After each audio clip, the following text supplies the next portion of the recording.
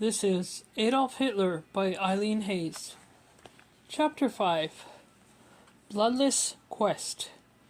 What we must fight for is safeguard the existence and reproduction of our race and our people, so that our people may mature for the fulfillment of the mission allotted it by the Creator of the universe. Adolf Hitler, Mein Kampf. Hitler talked a good game about conquest and living space, or Lebensraum. But would other nations let him get away with his plans? Expansion of Germany had begun quietly and without conflict in January 1935. That month, residents of the Saarland, a coal-rich area on the French-German border, voted on whether the region should rejoin Germany, join France, or remain under League of Nations administration as it was since the war. The residents voted by a 90% margin to become part of the Germany.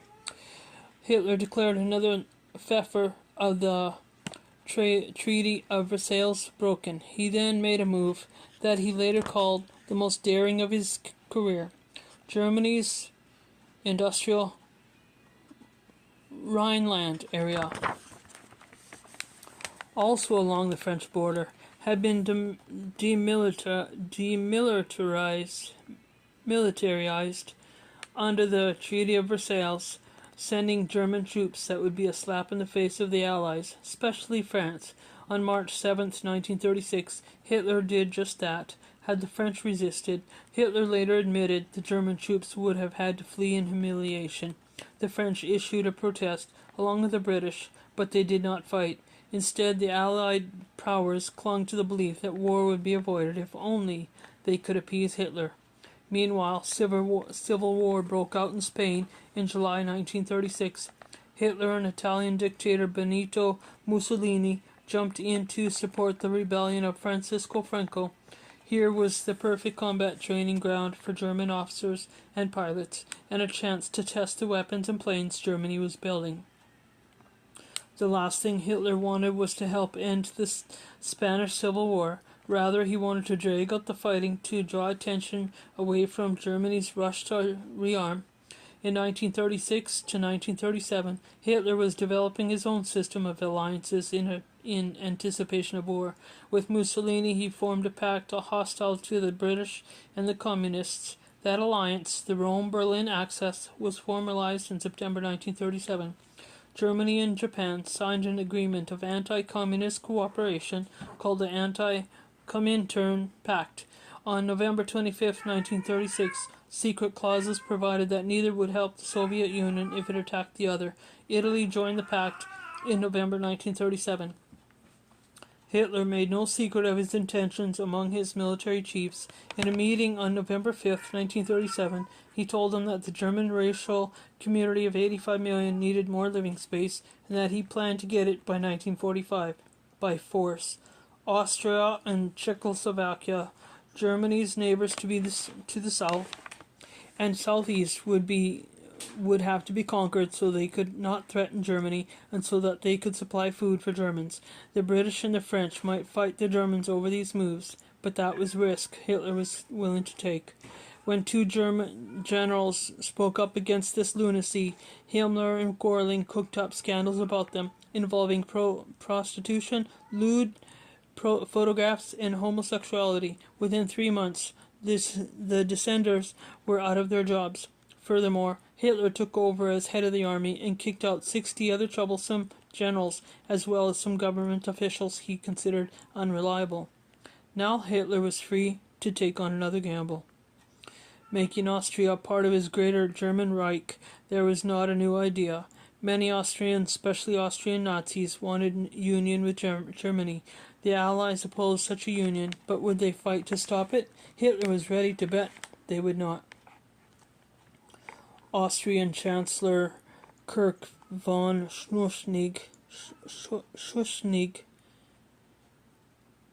could see what was brewing and went to Berghof in early 1938 to offer Hitler a deal.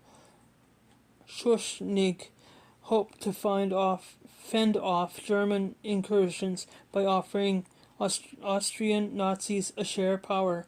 Hitler flew into a rage, a carefully staged one. He demanded more concessions and threatened to send in troops within days. Intimidated Schnuschnig.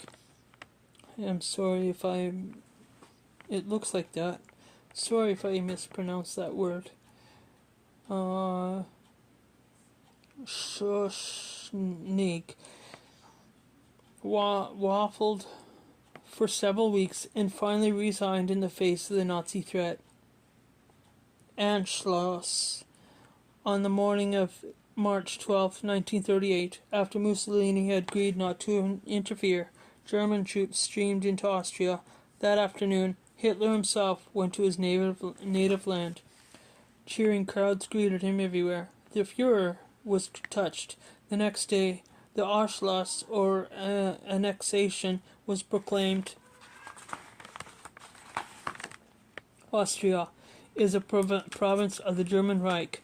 Arrests began that night. About 40,000 police and SS men followed the army into Austria and went after Austrians' 300,000 Jews, as well as potential opponents of the Nazi.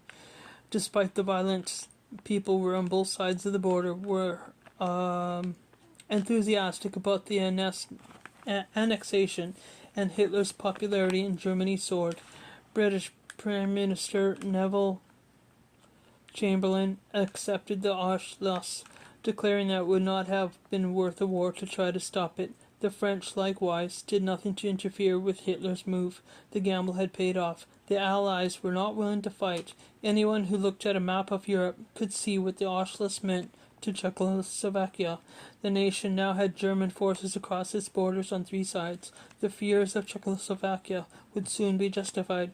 In Hitler's plan to destroy the Czechoslovakian state, several factors came into play.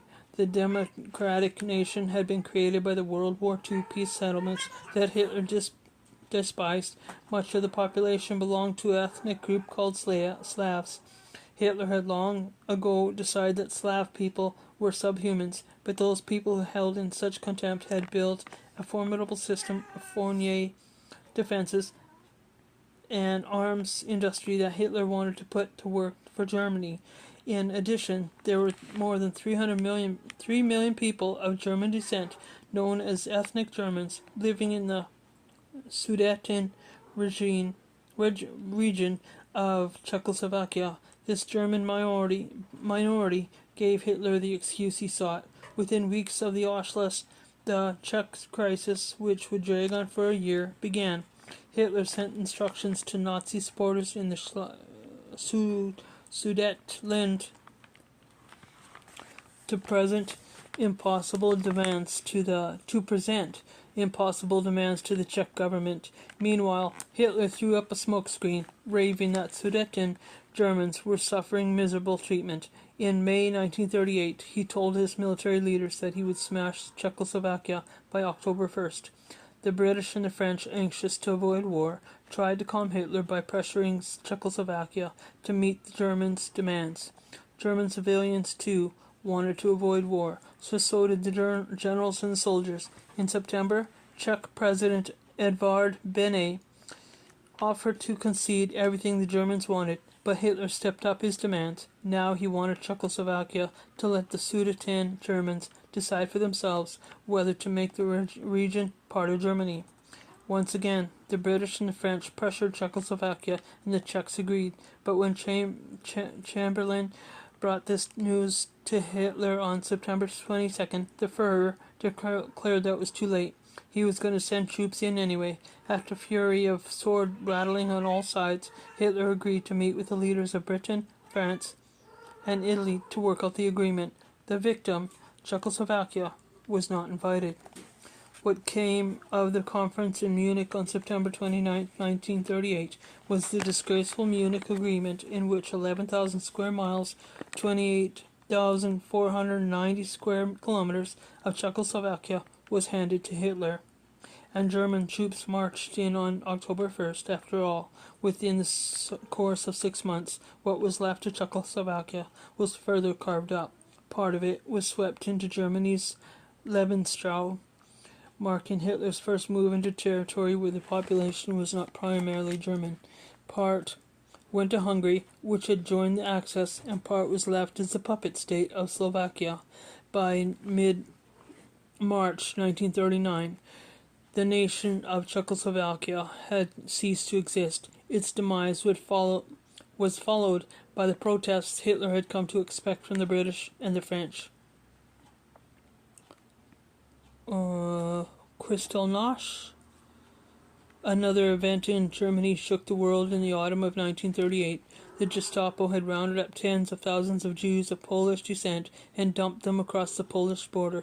A distraught Jewish teenager, whose father had been among the deportees, shot a German diplomat to death in Paris on November 7th, with prompting from a speech by Goebbels. The SA burst into action on the night of November 9th in the first nationally coordinated violent attack on Jews. They burned synagogues, wrecked and looted Jewish-owned businesses, murdered dozens of Jews while the police stood by. The SS arrested thousands of Jews and hauled them off to concentration camps.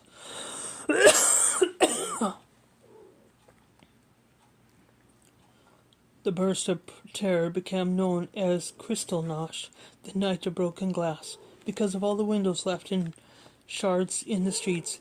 As if the violence itself wasn't enough, Jews were forced to pay the costs of cleaning up the rubble. Most Germans were appalled at the state-sponsored violence of Kristallnacht. In light of the public outrage, the regime decided that the so-called Jewish problem could not be resolved by street thugs.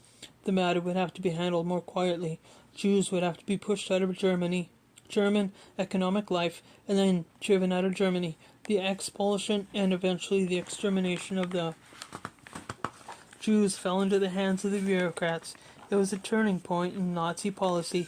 On New Year's Day, 1939, a central office for Jewish immigration was established. After 430,000 Jews from Germany and Austria was gotten rid of by immigration, they were the lucky ones, a practice developed at about the same time that would have been far-reaching consequences for the Jews. Nazi doctors quietly began the mercy killing of physically and mentally handicapped children in institutions. Some were overdosed with sedatives, others were slowly starved. Eventually, adult mental patients were also euthanized. The method of killing, poisonous gas, it was just a preview of the horrors that later years would hold. For the time being, Hitler seemed to be getting his way on all fronts. Jews were feeling the sting of his wrath. Leaders of other nations were letting him seize territory, not with guns, but with threats. The German arms industry was building a war machine. Hitler made one more territorial demand in March 1939. He bullied Lithuania into handing over the port district of Memel, which Germany had lost after the Treaty of Versailles. This would be his last bloodless conquest. Once Hitler dismantled Czechoslovakia, it didn't take a psychic to see that Poland was next on his hit list. The British and the French announced in March 1939 that if Hitler attacked Poland, they would help Poland fight back. Hitler was not deterred. He ordered the military to prepare to make a swift, massive attack on Poland by September 1st, 1939. A nervous world girded for war. Göring and Goebbels urged peace to no avail. Hitler had been trying to forge a military alliance among Germany, Italy, and Japan, but the Japanese refused to sign. Germany and Italy finally made their own pact of steel on May 22nd, agreeing to join each other in the war. That summer, Moscow was the partner with whom everyone wanted to dance. The British and the French courted Soviet dictator Joseph Stalin, hoping he would help them protect Poland. But Hitler managed to sign up the communist leader as an ally. With the fateful Nazi-Soviet Pact of August 23, 1939, the pact had a secret section that outlined the division of Poland between the Germans and the Soviets. Stalin saw in the pact a chance to gain control of Eastern Europe without having to fight. Hitler still hated communism as much as ever, but he was a pragmatist. He didn't want the Soviets to intervene on the side of the Poles. The pact removed that threat. Now, the carnage of the battle could begin. End of 5.